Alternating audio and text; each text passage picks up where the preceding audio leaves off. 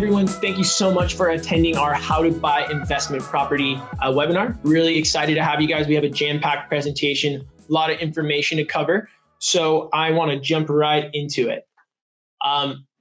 For those of you that have never attended a Marshall Reddick event before or webinar, I wanted to take a moment to explain who we are and what we do. So Marshall Reddick is a full-service real estate firm, and we have three primary services. Those include real estate brokerage, property management, and private money lending. So for our real estate brokerage, we help people buy and sell here locally in Newport Beach and in the surrounding areas, as well as help people buy investment properties in one of the 16 out-of-state markets that we are involved in. 99% of those investors who purchase out of state will need property management. Our property management services cover everything from A to Z, including marketing the property, showings, rent collection, rent disbursement, repairs, making sure we're vetting the tenant to meet all of our guidelines. So everything you would need in order to properly maintain the property. And our final service is private money lending. So for private money lending, there's actually two types of clients that we work with. One is we have our borrowers, and two is our lenders. So our borrowers will include those that are looking to maybe do a fix and flip on a home, a spec builder looking to build new construction, or someone who's looking to use their self-directed retirement account to invest in property. On the flip side to that, we have our lenders. So the same way that we help individuals purchase property, we allow people to invest in mortgages. Those can be short-term mortgages, which are typically 12 months, and then we have our long-term mortgages, which can go up to 30 years. So that is the scope of our business. Each one of these services are run independently, but also we have clients that do take advantage of using all three together, which is a really great opportunity for us as well. So I wanted to explain a little bit more about myself. So as I mentioned at the beginning of the presentation, my name is Vince Tomich, and I'm an advisor here at Marshall Reddick. So my role as an advisor is to learn as much as I can about each one of you investors so that I can help you establish your short-term and long-term goals. I would help from getting you pre-approved, sending you to our lender, understanding the markets you're looking for, understanding price points, and I'll go into a lot more detail of what a consultation with myself looks like. Now, the way I started is I actually spent about 4 years in residential lending, and that's where I really learned the power of leveraging money, and that's what got me interested in investing in property. So I noticed that, being here in Southern California, it was really difficult to try to qualify for property. So that's what forced me to look outside of California. Over the last 3 years, I've been able to establish or purchase 3 investment properties myself. And that spending more time in that space has caused me to look into more markets and more companies. And that's actually how I came across Marshall Reddick, is attending a webinar like you guys are on today.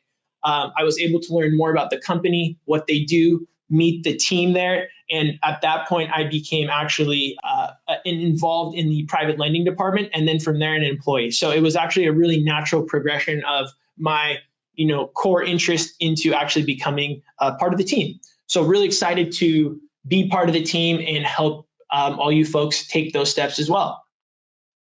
So topics that we're going to cover today, we want to be able to set your investment criteria. We want to educate you guys on what is the proper due diligence. We're going to go over some actual live properties, some calculations and formula. We will be talking about insurance, and we're also going to be talking about property management and the locations that we have found provide the highest returns. So many of you may be asking, well, where do we do now? Where do we begin as an investor? So this is the basically system. This is what you can basically expect when it comes to a consultation with myself. So what we're going to figure out is the who, what, when, where, and why, right? So we want to figure out why it is that you may be looking to invest in real estate. We want to establish goals and be able to make sure that those are realistic and that they fall in line with what you are looking to accomplish. how, right? So we want to go over your options. Are you going to be purchasing this property cash? Are you going to be using private money, loans? Are you going to be using conventional financing, which 90% of all of our clients end up using? When? So we want to establish a time frame. There may be, you may have to sell a property. You may need to save money. There's going to be certain things that we want to establish in terms to help you identify a good time frame for you. And then setting your criteria: purchase price, type of property, class of property, what year was built. So there's a lot that goes into that as well. Another very important factor is identifying markets. So I'm going to go into this with more detail further in the presentation, but not all markets in all areas provide the same returns, or you can expect the same from them. So different markets offer different results. So that's something that we can talk about more. And then finally, I would be the one who introduced you to all your key players. So as I mentioned, myself as an advisor, you can consider me, a partner from the first phone call all the way to post-closing and property management. There's a lot of very important people along the way that I'm going to introduce you to, which includes Reed, who's our preferred lender, the various agents in the market, the property management, our inspectors, various people throughout the transaction that are going to be key to making this a success.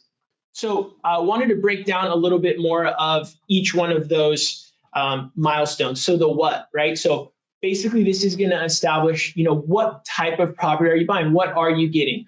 A lot of that includes, your purchase price, property class, property type, the condition, and the details of that property. So price in terms of your pre-approval amount, that is going to honestly dictate a lot of what you can and cannot purchase. For some of you who may not have any limitation on that, that's where some of these other factors become very important. Or is there a specific property class that you would like to be in, which we will cover in more detail later? Is there a specific type of property? Are you looking for new construction or something that's been pre-owned? And just any specific details that you may have. So setting your real estate investing criteria.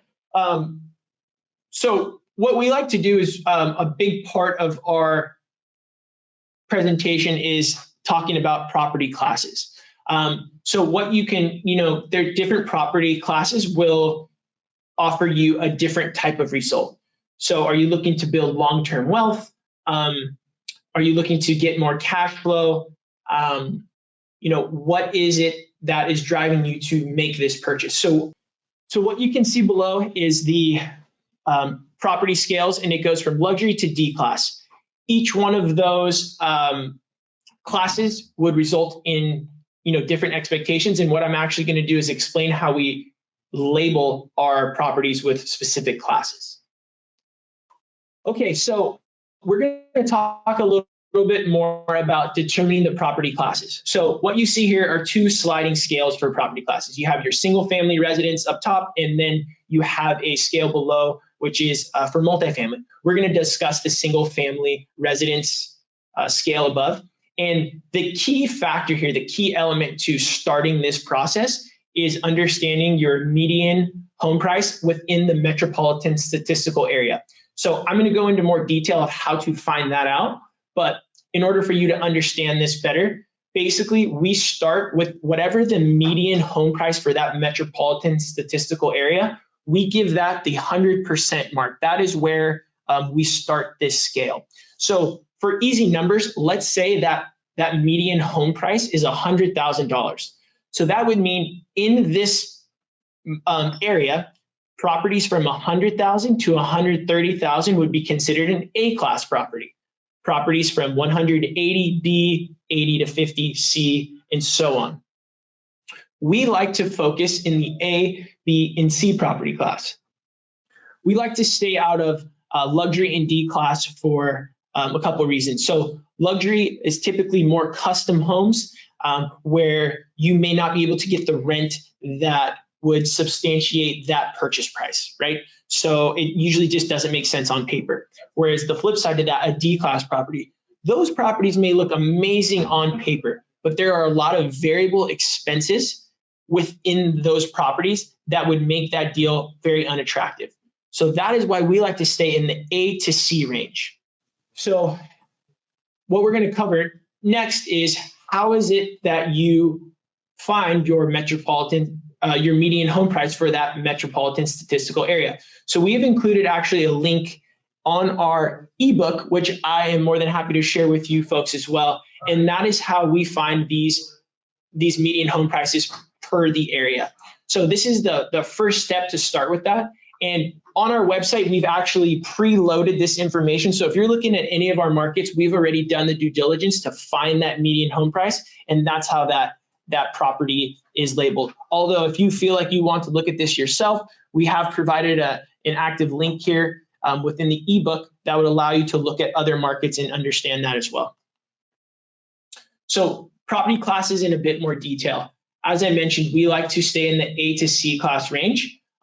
You're going to have a little breakdown here. This is a really nice slide to get a better understanding of how to set your expectations. So those luxury class tenants would maybe be executives or business owners. A class, professional or white collar workers. B class, mid-level managers, and then C class is typically our employee or blue collar workers. And then as you see, D class, usually below the poverty line, not as stable as jobs. So you can see how there are certain things that matter when you're looking at properties, and there's certain things that don't matter. You're going to get this information from online, your friends and family and people that may or may not be involved in the business. This is what we have identified as the things that really matter when you're looking at properties. Number one is price point. Two, cost per square foot. It's important to look at the school districts and the crime rates. So those are things that are not easy to change, right? Those are really important because that is what really helps drive the property prices and value of those individual properties. So things that matter less is the type of property. Is it a house, condo, or apartment? The age of property is not as significant. Property size and property condition. Those things, property condition, for example, that can be quickly changed, and we're able to help with that. Now, a easier way that I explain this to clients is you can consider A-class properties as properties that are in nicer neighborhoods that have a much better chance of appreciating sooner than, let's say, your D-class or C-class property. So we like to say that these properties have a little bit less cash flow. You can almost consider a sliding scale where A-class properties are going to be more towards appreciation and C-class properties are going to be more on your side of cash flow. So within that sliding scale, you're going to have B-class properties, which usually offer a little bit of both. Now, people may want to pick specific properties because they have certain goals, and each one of your goals can be completely different. So that's where these property classes play a major role and help add value to your search. So maintenance and vacancies, these are going to be variable expenses.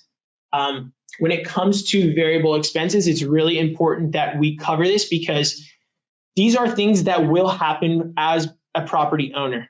If you are looking at any other kind of pro formas or looking at a property in terms of running the numbers, it is very, very important that you factor these in because without a doubt, anyone who's owned property for more than 12 months is going to know that there is maintenance and there is vacancy.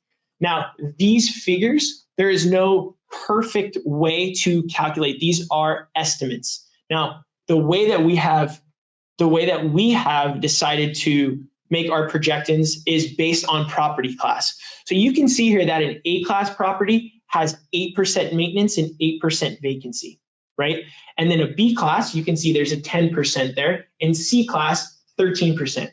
So as that, quality or class of tenant changes, the maintenance and vacancy is adjusted. Maybe it's because jobs are a little less dependable. A C-class property tenant may have never owned a property before or never plans on owning, so they may not work on worrying about keeping it up as much as maybe an A-class tenant who's actually living there and plans to buy in the near future. So there's just a different demographic in each of these classes. You can see that the scale is below for multi-units is slightly different. A class is at 10% for maintenance, vacancies 8, B class is 12 and 10, and then C class is 15% and 13% for vacancy. So you can see how those maintenance issues on larger multifamily tends to be a little bit higher. Now, some of you may ask, how does vacancy work? So, 8% of the gross rent is what we're talking about in an A-class scenario, right? So, for example, maintenance, you take 8% of that figure, and that is what we expect that if you factor that in over, the lifespan of the property, that you can expect to spend about 8% on an A class. Now, the way that we do it for vacancy, because it's not a dollar figure, is we take the days per year, times it by 8%, and then it gives you the days per year that we expect that property to be vacant. So about a month out of the year, and that's an A class property. So what you can expect is, whether that's in between tenants, maybe somebody leaves and it might be a month, it might be 2 months, and then that A-class tenant doesn't move for 3 years. So when you factor all of those numbers in, it usually comes out to about 30 days. So that is what 8% means in terms of vacancy. Now, one of the key pieces of information that we can provide, as a lot of investors who first reach out to us, they come to us for education. Our Reddick property rating ebook is one of the most critical pieces of literature and information that we can give, and it really helps outline the whole philosophy of how we rate properties, the things, the thoughts that go into the actual property classes, and just a very good explanation of what your expectations can be for these properties, and it breaks down in great detail. It's not too long of a read, so it's very something that can be accomplished very easy. And this is free on our website. If anybody who is listening to this cannot find it, please feel free to reach out to me. My information will be within this presentation, and I'm more than happy to send this to you guys individually as well. But you can see on the bottom, there is the link to find this ebook.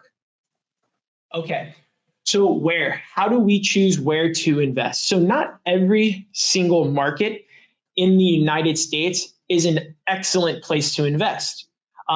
There's going to be people who say that it is, there's going to be people that say that it isn't, but how do we choose to invest in these properties? So where we choose, we use these criteria below. So we want to make sure that we are investing in a large metropolitan area, right? So these are large areas that have solid job markets, low vacancy rate, good economic diversity. We want to make sure that these homes are affordable as well. Another key factor is we want it to be landlord friendly. As we know, here in Southern California, or in California in general, the laws are definitely more in favor for the tenant. As an investor, you would want more landlord friendly laws in place.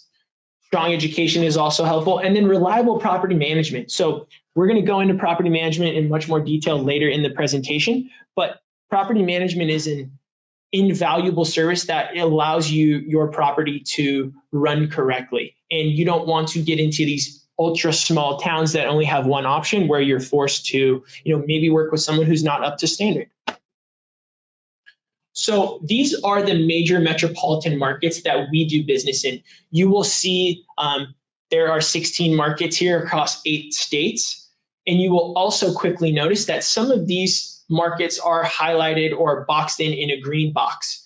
Those are actually markets in which Marshall Reddick has a physical presence, whether that be Marshall Reddick agents, a brick and mortar office that or property management in place to be able to service those markets. Now, the other markets that we have, we would rely on our referral partners to help us facilitate, whether that's property management or real estate or both. So take a look here. These are our major markets that we operate in. Now, we like to target the suburbs of those major metropolitan markets. So for the reasons in the 2 slides ago, I gave you the reasons of why major metropolitan markets are good, right? Because they're not going anywhere. But what we have found is that we like to do is surround ourselves in the suburbs of those major metropolitan markets. And the reason for that is the properties tend to be newer, they tend to be nicer neighborhoods, tend to have better schools. Everything is usually in a lot better shape as you get outside of those much older major cities. So you can see these are actually properties that we manage. If you're looking at our San Antonio slide here, you'll see in the middle of San Antonio, of the heart of San Antonio, we're very much trickled around in the suburbs of that major metropolitan market. Same with Austin. We stay slightly away from the dead heart middle of the city, and we're in a lot of the major suburbs of that market. This is also another example of our Clarksville / Oak Grove, Kentucky market. So Clarksville, Tennessee, and Oak Grove, Kentucky are, as you can see, are on the border here. So what we like to do is we like to definitely stick to suburbs that we have found good renters, good neighborhoods, strong tenant pool, and that's how we've been able to establish. And you can see we're very dense in some of these suburbs as well. Same goes for Orange County. We're sprinkled all over the map there.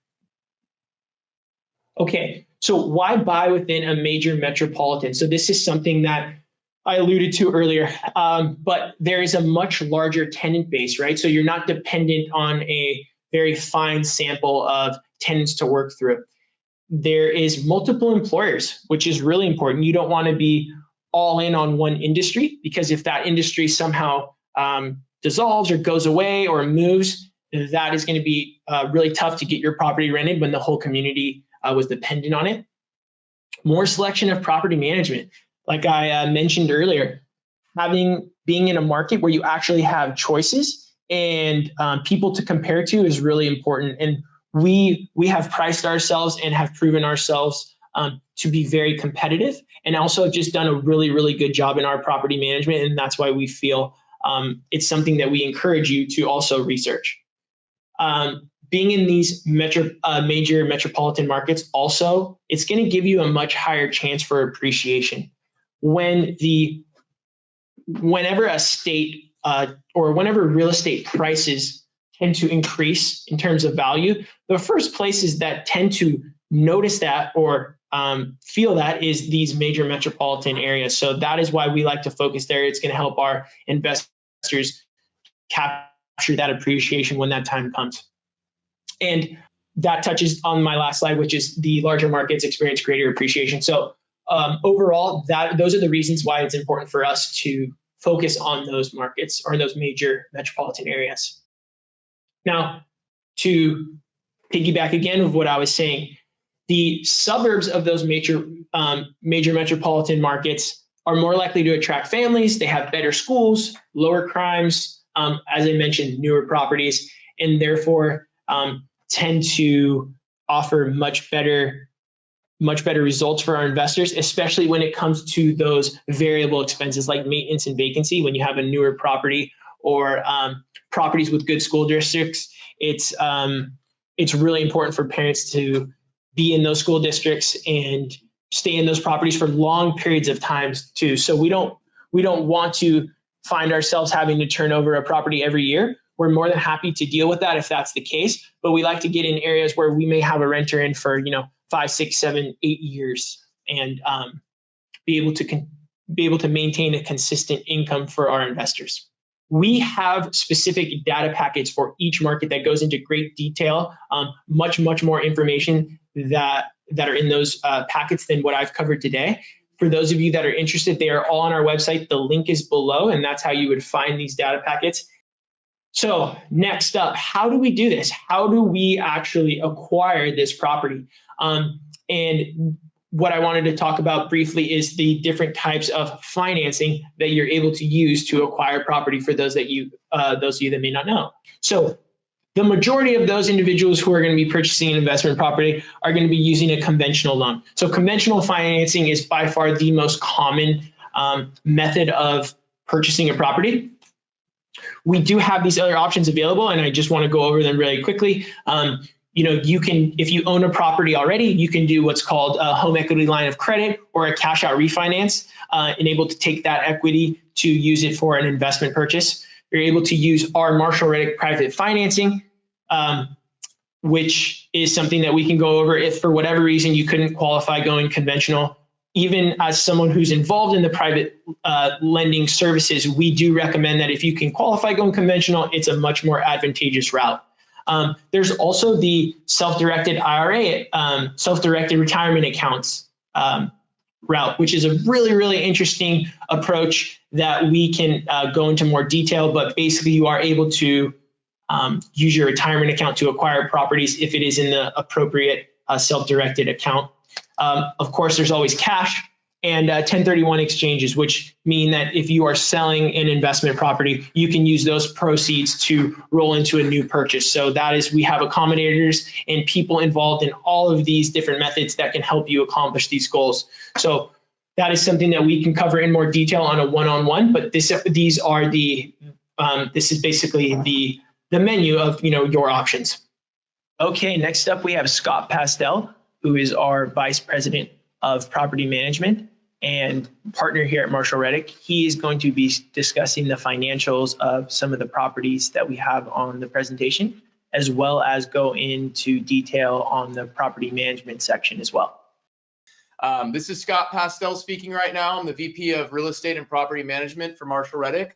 I am actually had recently just celebrated my 15-year anniversary with Marshall Reddick. I started working here February 2005, so it's been quite a long journey, and I've been blessed with the ability to purchase several rental properties since working here. I started buying my first rental property in 2008, and several more since in different states across the country. I still own all my rental properties, and as I'm going to talk about more in my part here, how important that property management is. I'm actually going to start by going through some of the main calculations and formulas for determining returns for real estate investing. So really, obviously, with investment real estate, it's all about the numbers. Location's very important.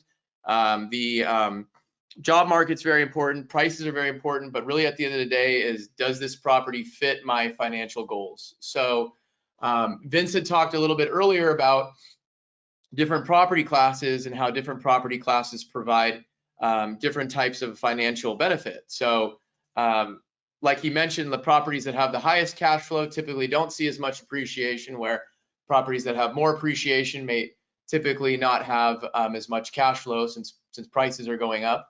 So I'm going to show you guys how to calculate two of the most common formulas, which are cash on cash return and return on investment. So I'm going to start by going over how to calculate cash on cash return, and I'm using a property in our Clarksville, Tennessee market. As you can see right off the bat, this is the 25-year median home price appreciation in Clarksville, Tennessee from the National Association of Realtors. This is all in our property rating ebook that Vince spoke about, which I highly encourage you guys to read. But when you look at the 25-year history of Clarksville, it tells a very interesting story, a very rare story when we look at the years of 2008, 9, and 10, when most of the major cities in the country saw a significant drop, 20%, 30%, some even 50% or more. There were some very small markets, a small amount of markets like Clarksville, Tennessee, that saw almost no drop at all. So when we're looking on the table on the right, we can see that Clarksville is interesting. It's never had a year where it saw double-digit appreciation, which on the flip side is positive because it's never seen a year that's had double-digit decrease in prices either. So it's a very stable market, very safe market to invest in. It's also a great market for finding positive cash flow properties. We can see on the property rating scale at the bottom that as of the end of 2018, median home prices in Clarksville, Tennessee were about $143,000. So we're going to use this scale right now in the property that we're looking at on the next slide here. So this is a very typical example of properties that we sell in Clarksville, Tennessee. Clarksville is on the north border of the state of Tennessee. Right on the other side, just about 10 minutes north, on the south side of Kentucky is Oak Grove, Kentucky. So Oak Grove is actually a suburb of Clarksville, Tennessee. It's closer to, very close to Fort Campbell. We see a lot of military tenants in these markets, a lot of people that are servicing the different major employers here. It's a very affordable place to live, and a lot of people from Nashville are now moving into Clarksville. So this is actually a property we sold not too long ago. I wanted to use it as an example. We have a lot of properties like this on our website. This is a turnkey property. That means that it was purchased, renovated, completely remodeled, all new flooring, new paint, in move-in ready condition. And the purchase price is $117,900, so just under $118,000. Obviously, that's a very low price compared to the rest of the country. But because the median home price in Clarksville is so low at $140,000, this property fits into a B class category. It's built in 1993, 3-bed, 2-bath, just under 1,300 square feet. So this is the type of property that's going to attract a long-term tenant. And how do I know that? Is because it has 3 bedrooms, 2 baths, and an attached garage. It's also a detached home. So this is a property that is already rented, rented for $1,100 a month. Actually, the number is $1,095. And then on the screen here, we're going to be looking at all of these expenses and putting them into our calculation for determining cash-on-cash return. So the next slide here shows the formula for determining cash-on-cash return. It looks pretty simple, right? But we're gonna get into more detail and break it down more. But you take your annual net cash flow on an annual basis, your net income, and you divide that into the amount of money you spent when you purchased the property. We call that total cash invested. So to get the total cash invested number, we go back to the property we're looking at here. That's a sum of the down payment plus any initial repairs to get the property rented, plus any closing costs. Because it's a completely rent-ready property, there are no initial repairs. And you know, when you're purchasing a single-family home with financing, Reed talked about the down payment requirements starting at 20%. Our philosophy is if you can go a little bit higher at 25%, you're typically going to get a slightly lower interest rate. You're also going to get higher positive cash flow. And because this is such a low-price property, we would typically encourage that if the buyer is able to. So this is an example at 25% down. So we add up those initial capital needed there, comes out to $34,780.50 there on the fifth line at the top.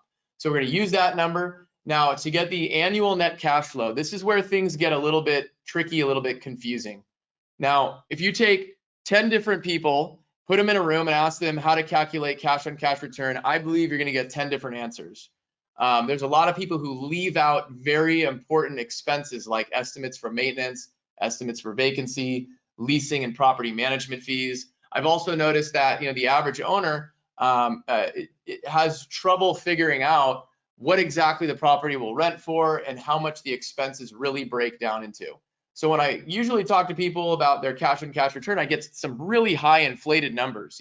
Same thing when I look online, when I read blogs or forums online, I hear people throwing out numbers like, I'm getting a 15% cash-on-cash return or 20% or 25%. And I, as an experienced investor, know that that's not possible. I know that there's something they're leaving out. And most likely they're leaving out the estimates for maintenance, vacancy, and leasing fees. So there's the real way to calculate this, which we would be taking that number, that third line from the bottom that says estimated monthly cash flow, $189.30. So the real true way to evaluate this is we take out every expense plus estimates for maintenance and vacancy and leasing fee.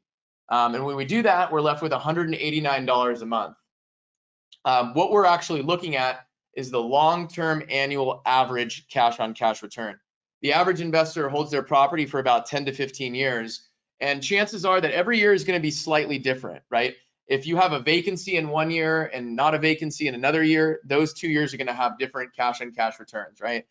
You can have a year with very, very little maintenance expenses, or maybe after owning the property for a while, you need to do some updates to the flooring and paint. You may have a much lower cash on cash return that year if you had to spend money in maintenance and repairs.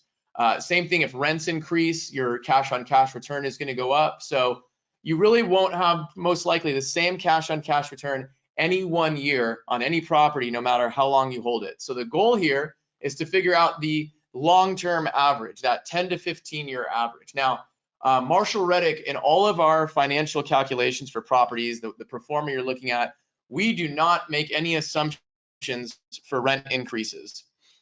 We do that to be as ultimately conservative as possible. We have not found any reliable data on how much a particular market's rent goes up over time. Rents can go up, go down. So our belief is to just look at a property based on the current monthly rent. And most likely rents will be increasing over time, and we just consider that icing on the cake. So we want to be conservative and really looking at the numbers on a worst case scenario, not best case scenario. So let's take those two numbers. We're going to take $189.30. We're going to multiply that by 12 and then divide that into $34,780.50. And when we do that, we get a 6.53 annual cash on cash return. Now that is very high. And I know that because I've been in real estate for 15 years. I own multiple investment properties. I work in the field and I look at the hundreds of properties that we're constantly posting on our website every single month. So all across the country. So I know that this is a very high cash on cash return when you're taking into account total expenses.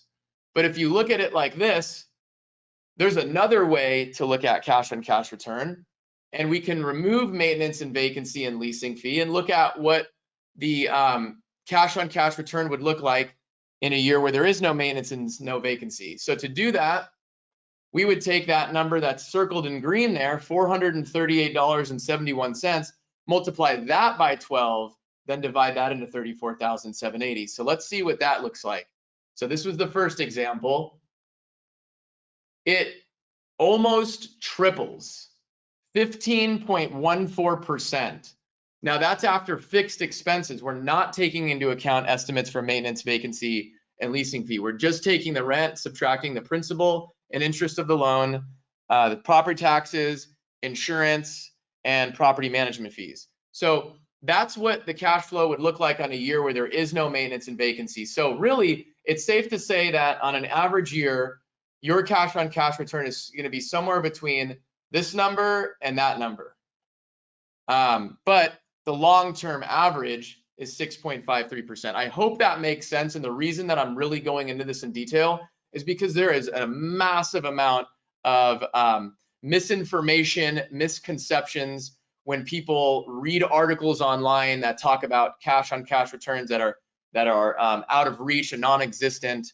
So now hopefully you understand that there are two ways to evaluate cash on cash return. Now for the next example, this is just a screenshot of what our financial calculator looks like on our website when evaluating this particular property. And I'm going to come back to that here on this example. So now we're looking at the San Antonio, Texas market, and I'm going to do the calculation for the annual return on investment. It's a completely different calculation. It's important you understand exactly what these formulas and calculations mean. So San Antonio, Texas, where we also have an office, currently manage about 400 properties there, from San Antonio to New Braunfels all the way up to Austin, Texas. Reason why we have another office here, well, you can kind of take a look at it.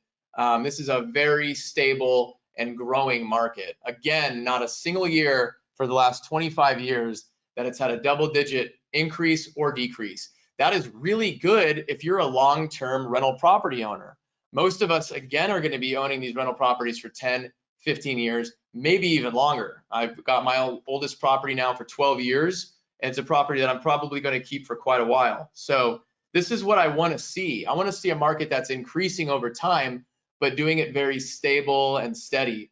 I don't want to have to worry about volatility in the markets that I own property in. So San Antonio now, you can see that as of the end of 2018, median home price is about $228,000, still less than the national average of about $300,000 across the United States. So it's, again, a very affordable market. So we're looking at a newer construction duplex in San Antonio built in 2014. Now we very strategically pick these duplexes like this in Converse, because again, they're 3-bed, 2-bath per side with a attached garage. That attracts a long-term tenant versus selling a multi-unit that has 2-bed, 1-bath, and no attached garage. You're usually going to see tenants that that turn over more quickly, don't stay as long.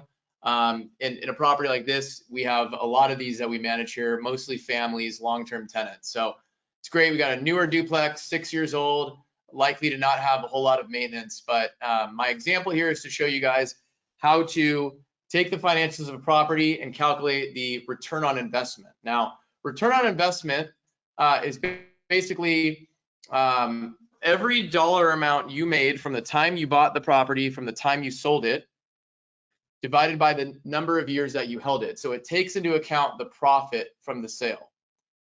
We take the profit, divide that by the amount of money we spent when we purchased the property, and then to annualize that, we divide it by the number of years that we hold it. So we're going to do a projection. We're going to pretend that this is a property we haven't purchased yet, but it's a property we're considering, we're analyzing, we're thinking about buying it. So we can pick really any number that we want in terms of the number of years. I choose 15, and all of our properties default on our website to a 15-year hold. You can change the numbers and play around with that. We're going to do a 15-year example. So this example here is also based on 30% down. Just like I mentioned earlier, if you can put an additional 5% down, better cash flow, lower interest rate. So we're looking at an example here. Properties listed for $315,000, 30% down payment, a little over $94,000. There's some initial repair costs needed, just some light touch-ups, cleaning, a few minor repairs, estimated at $2,000. And then we've estimated the closing costs at about $8,800. Now that's actually including your home inspection, appraisal, processing and underwriting fees for the loan, closing costs, title and escrow fees. We actually have a algorithm on our website that explains how this calculation works, but we found that it's a very conservative one. So likely you will probably pay a little bit less in closing costs, as we've seen in our formula. So the total cash invested here is $105,287.20. We're going to do a 15-year hold example. So the only number that we don't have right now is the projected profit. How do you calculate profit? And I think I've still to this day never heard an investor say that that they knew how to calculate profit before working with Marshall Reddick and getting our education. So we're going to teach you guys how to calculate profit. So on our website, every property, hundreds of property examples, every single one has a detailed financial calculator. As you scroll down, it's got all the numbers plugged into it. So what we're looking at here is the 25-year historical average appreciation rate at the very top, 3.88%. That's over the 25-year average that I showed you guys a minute ago. Very conservative number. There were many years where that appreciation was higher than that. So, and some that was lower. So the average is just under 4%. Now, based on the rent not increasing, and based on all of the expenses you saw on the last slide, holding this property over 15 years would make us a total accumulated cash flow of a little over $22,000. Now, if the property goes up 3.88% per year for 15 years, we're looking at a $242,000 growth in price. That would be our appreciation. On a 30-year fixed interest rate loan at 30% down, the purchase price of $314,900, and the interest rate of 5 1/4, I think it was 5 1/8, 5 1/8, 5.125%. Based on all those assumptions, the balance of the loan decreases $69,898 after 15 years. And those of you that understand how loan amortization works know that those first initial years are mostly interest. And then as each year continues, you're paying more and more into principal. But after 15 years, $69,898 is how much the loan has decreased. So we have to add up those three numbers because those three numbers are profit. Remember, in the accumulated cash flow, we already built in all of the maintenance and vacancy. So these numbers are profit, but we have to subtract selling expenses. When you sell a property, you pay realtor commissions and closing costs. So we know the seller pays realtor commissions. We average that at 6%. The average realtor commission for the listing agent and the buyer's agent in our country is 6%. But the seller will also have additional closing costs. The seller will have to pay for their own title and escrow fees. They may have to pay a little bit of money if they want to get the property fixed up or pay for professional photos, or sometimes the seller may pay for a little of the buyer's closing costs. So we just take the most conservative number, 9% of the future value. So if you take the current purchase price of about $315, add the appreciation amount on top of it, multiply that number by 9%, and that comes out to about $50,000 in selling expenses. So if we add up appreciation plus cash flow plus principal pay down, subtract selling expenses, we're left with $284,477. So the easiest way to think of the calculation for profit is CAPE, C-A-P-E. That's cash flow plus appreciation plus principal pay down minus selling expenses. C plus A plus P minus E, CAPE. All right, so now that we've got the total projected profit, we can put all the numbers together there. So the profit divided by how much money we spent when we bought it, divided by the number of years we held it, that's an average annual return on investment of 18%. And that's a very good return if you're looking at investing in anything, especially something tangible that also has some tax benefits. I didn't even include any of the tax write-offs in these examples, purely looking at cash flow, principal pay down, and appreciation. So hopefully that helps you get an idea. I would say average annual ROI for the properties on our website on average is about between 15 and 20% a year average ROI. Now, one more thing, if you take this example and you go on the calculator and you start decreasing the number of years held, you'll notice that that ROI goes down. And it goes down because the longer you hold it, the more the balance of the loan will go down, the more cash flow you get, and the more potential appreciation in value.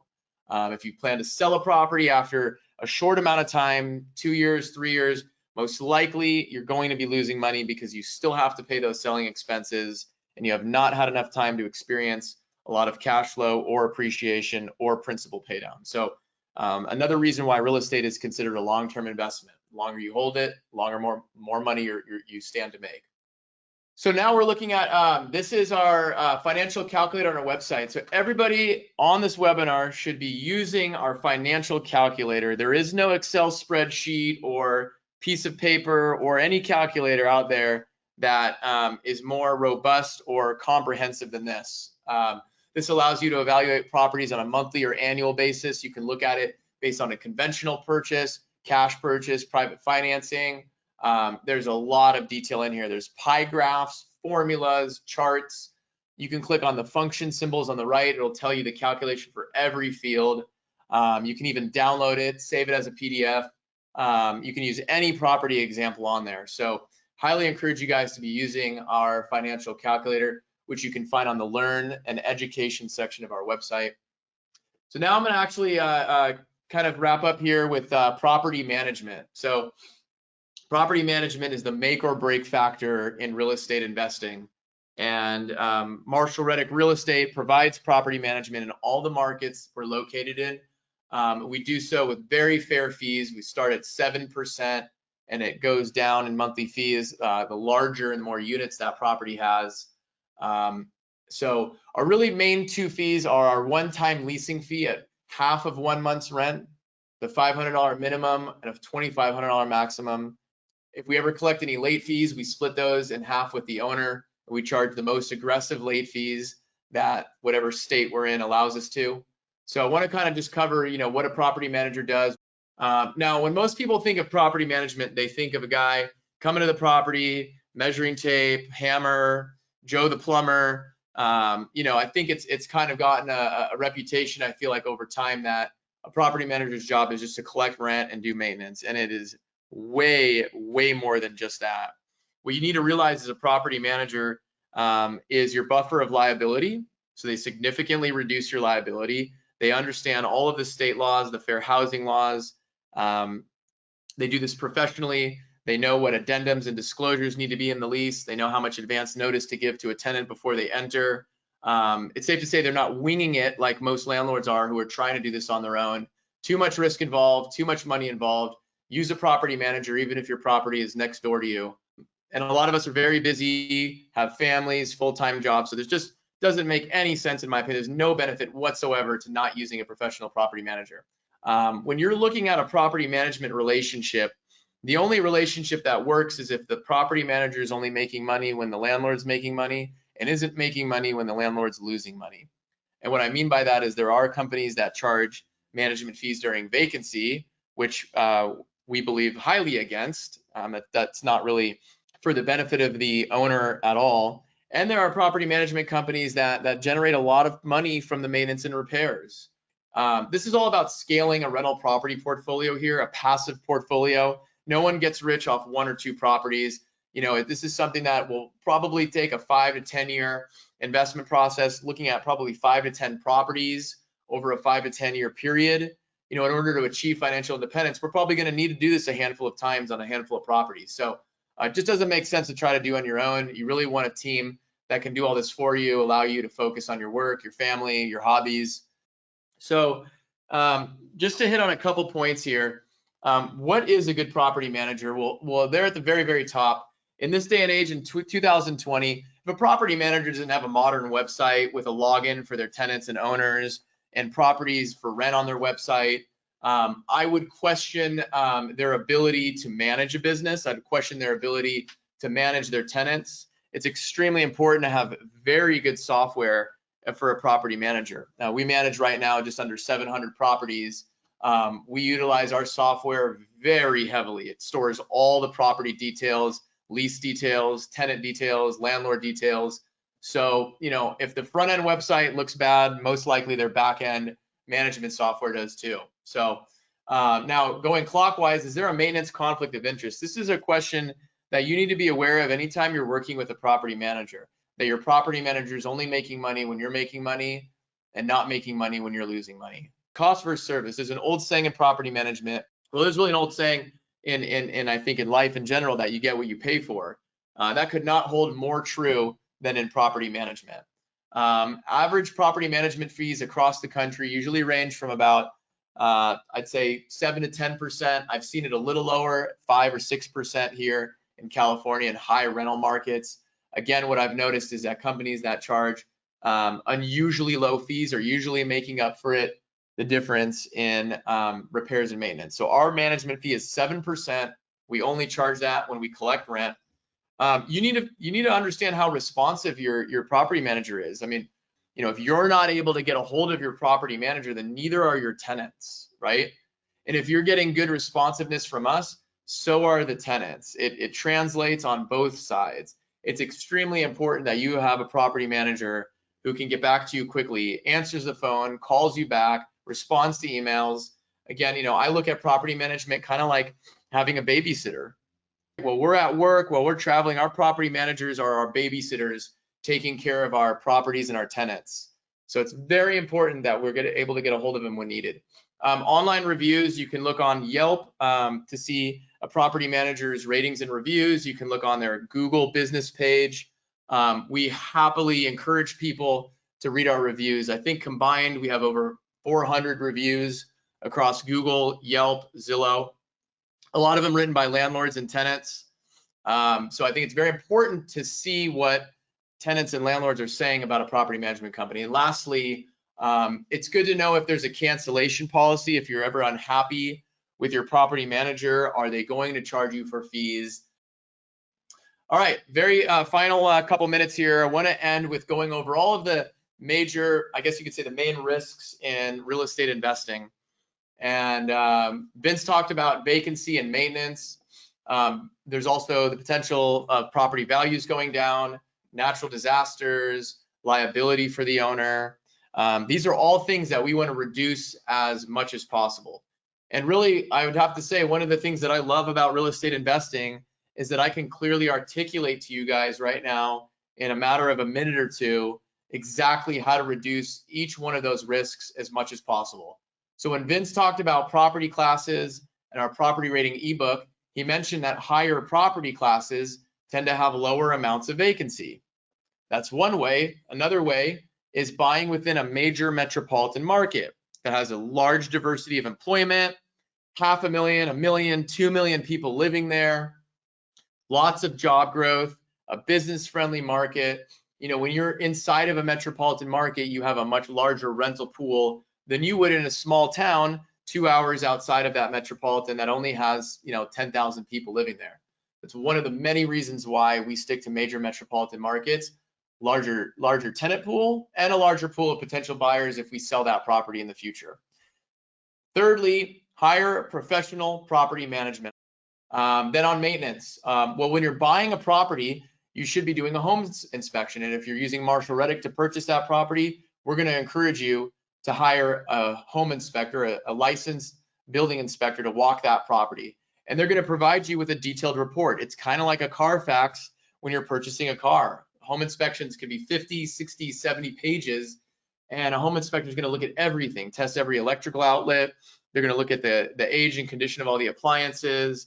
They're going to look at the electrical wiring. They're going to tear that property apart and find things that none of us would be able to find. So what's great about that home inspection is that it's a negotiating tool for your realtor, the buyer's agent, to negotiate for a credit or repairs that are needed on that home inspection. Now, if you continue forward and end up purchasing that property, you now have a much better idea, first of all, the age and the condition of all the major things like the roof, the AC unit, the water heater, the garage door. That gives you a much better idea of the condition of those items and also can kind of give you a view into the future of when it might be time to replace them. So you have a better idea of the potential deferred maintenance down the road. Now, we're going to get that home inspection. We're going to pass it over to our property management team, and they're going to be aware of what those potential deferred maintenance items may be in the future, and they'll encourage you, if needed, to take care of that before we rent it. As Vince mentioned, higher property classes have lower amounts of maintenance. And then, of course, brand new construction properties or turnkey, meaning the seller did all the updates to all the cosmetics. Those properties tend to have less amounts of maintenance than others. Property values going down. Now, the key here is if we're able to put 20 to 30% down on a 30-year fixed interest rate loan, get positive cash flow, and you'll do that by choosing properties that we select because we look for those types of properties. Now, if you're able to put 20 to 30% down and get positive cash flow, you can hold that property for long enough for the foreseeable future until the property values come back to a point where you may want to sell it in the future. Again, one of the reasons why we're in these major metropolitan markets is because there's such strong rental demand. There's job growth. These are locations that have very low vacancy rates. So if we even get into a economic downturn close to what we saw 12 years ago, what we saw back then were millions of homeowners who had to become renters. So the rental market significantly increased in the subprime meltdown 10 to 12 years ago. Safe to say, people need to live somewhere. And the safest market to invest in is the rental market, because no matter what happens to financing, lending, economy, people need to live somewhere. And what's interesting is that even in 2007, when anybody could qualify for a loan, you still had about 30 to 50% of every major metropolitan market renting properties. So what that taught me is, doesn't matter what the lending market is like, doesn't matter what the economy's like, you're still going to see people renting all over the country because, very practically speaking, there's a lot of people who don't want to own property. They like the flexibility of moving around, or they don't want the responsibility of maintaining a property and fixing an AC unit or replacing a water heater or repairing a roof, right? So we get to capitalize on all those people and keep our properties rented for as long as possible. And lastly, things like natural disasters, insurance claims, liability, medical bills, if we ever have to get into a legal claim with our tenants. Again, the property manager, we are going to significantly reduce those chances, but your liability coverage in your landlord insurance policy is there to protect you. So look at your deductible. I would say probably not to go for the highest one, maybe $2,500. Make sure you have the ultimate liability coverage would be having about $500,000 of liability coverage per property. You can even get $1 million umbrella policy to blanket all your rental properties and your primary residence. So your insurance and your property management is your formula for asset protection. And if you follow all the things on this screen right here, then this is exactly what you should look like when you purchase a property with Marshall Reddick. And that was me many, many years ago when I was visiting my Phoenix, Arizona property. This was actually right after I closed escrow on it. First time I had visited it doesn't mean I didn't have the details. I knew everything about that area. This was the fourth property that I made an offer on at the time. So I had to have my criteria very clear, and I had to act quickly when a property came up on the market. So this is a 3-bed, 2.5 bath, 1,700 square foot home in Phoenix, Arizona. I purchased almost 10 years ago now. It's a corner lot. I've had the same tenant there. They're about to renew their lease next month. So hopefully, as far as I know, it'll be their 5th year. This is the type of property that we look for, a newer property, a property that will attract a family, a long-term renter. So at Marshall Reddick, we practice what we preach. Vince owns 3 investment properties. A lot of our staff own rental properties. So it's something that we truly, truly believe in. So as Vince covered, this is kind of the process of what the advisory looks like at Marshall Reddick. We do not charge any fees for mentoring or education. We're very proud of that. You know, we don't believe in companies that charge $20,000, $30,000 for this information that you can get for free. So Vince, as an advisor, can talk to each one of you guys on the webinar and help you define your why, your how, your when, your what, your where, and your who. And I know for me, at least, it took me a long time to figure out exactly why I was investing, what my goals are, what options I had, when it made sense for me, what my criteria looks like, what property classes make sense, what markets fit my criteria, and who to work with. And that's Vince's job as a real estate advisor, to help you guys just really plan the whole thing out, put everything together, ask a million questions, just really figure out what makes the most sense for you. But this is a very important visual, because this is what the entire process looks like from start to finish. Starting on the left with the why and going clockwise step by step.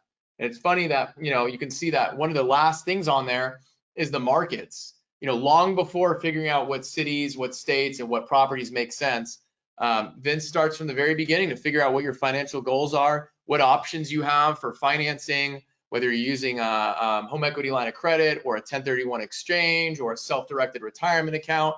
We're going to go through all those options and help you figure out what makes the most sense for you. So here's Vince Tomich again, our real estate advisor. Vince's phone number, that's his direct phone number, and his email address there at the bottom. Much more beneficial than sitting through an hour-long webinar is having the opportunity to talk to a live, experienced real estate advisor who's worked with clients buying and selling properties all over the country, from very, very, very beginning to advanced investors. I would highly encourage you guys to send Vince an email or give him a call, set up a consultation. Our consultations are completely complimentary. That phone call or meeting can be as long or as short as you want it to be. You can ask as many or as little questions as you want, completely no pressure, no obligation. We're in a very consultative business. A lot of our clients, you know, we've talked to many times, many emails, maybe even face-to-face meetings before it's time for them to get started. So we work at your pace, not ours. Everybody's on a different pace, but it is so beneficial to be able to, you know, have a soundboard, somebody to bounce questions off of, somebody who's in the field day to day, who works with clients of all different shapes and sizes. So, so there's Vince Tomich's contact info. Vince is extremely responsive, and he'll be able to set up a phone call or a meeting that works at your time. So this is what your Marshall Reddick team looks like. So Vince is he's your mentor, your guide, your point of contact that will introduce you to the realtors, property managers, insurance agents, and also connect you to Reed Hazard, our lending team, to help you through the process. A lot of you guys, you know, signed up on our website. I'm not sure if you spent time on our education page, but this is just an invaluable resource on our website. There's years of information on here. You can filter over 50 different topics Last time I checked, I think there was over 200 videos on just all different types of topics. At least a couple hundred articles, market data packets, calculators, all for free. This is not information that we charge for. So the Reddick property rating ebook is on here. There's just so much value on our education page. So you can go to marshallreddick.com/learn to just figure out, information on any topic you're looking for. And we really appreciate you guys being with us. I know we covered a lot of detail in this webinar. We'd love to stay in touch with you guys. You can like our Facebook page, subscribe to our YouTube channel. We have a lot of reviews on Yelp, I think about 78, 4.5-star rating. We also have a LinkedIn page and Instagram. So we all want to thank you guys for joining our presentation this evening. And we look forward to working with you through the process, getting to know you better, and helping you achieve financial independence through real estate. So thank you very much, everybody.